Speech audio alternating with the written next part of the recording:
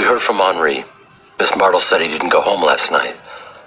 If I may, I have seen something similar in my former regiment. Extreme behavior, out of character. There's the euphoria of getting home, and then one realizes memories, feelings simply have no place in day-to-day life. What about a period of leave? Time to reflect away from the pressures of work? Perhaps. Sometimes making a chap feel useless, worst thing you can do. I can't just close the door on him. Henri is my closest friend. I'll find a role where he's right beside me, where I can look out for him. Beth?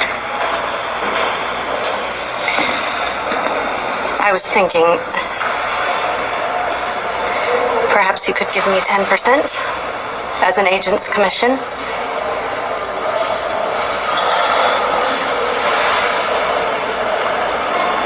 Let's make it 15%, which would be $49.54. They told me at Methuen you were marvelous at math. Schoolgirl beats Grandmaster in Pittsburgh. Of hazelnuts and the flint that's needed to open the lid. You need both to get a nut, but they're separated by a see-through barrier. Vulcan has the rock, but can't reach the nuts. Virgil has the nuts, but knows he can't eat them without a rock.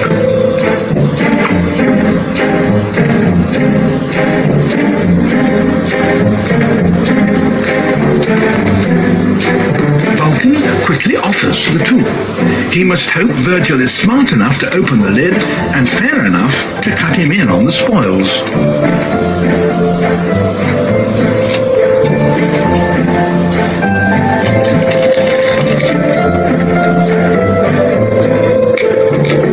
Virgil is struggling. He doesn't have his friend's skill.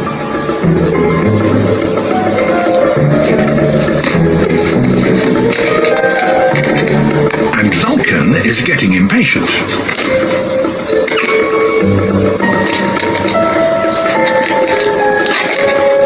The flint is finally through the lid, but can Virgil be trusted to share the nuts?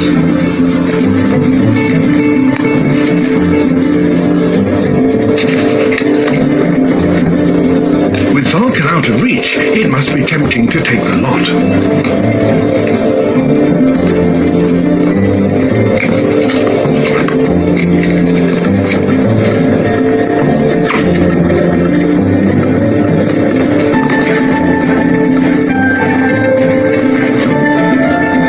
Three nuts, a fair share.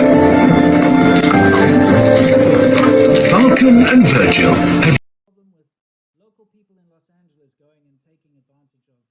Following brief audio is a message left for Robert from Henry regarding the paperwork Henry needed Robert to sign concerning the formation of a new LLC meant to replace the existing one.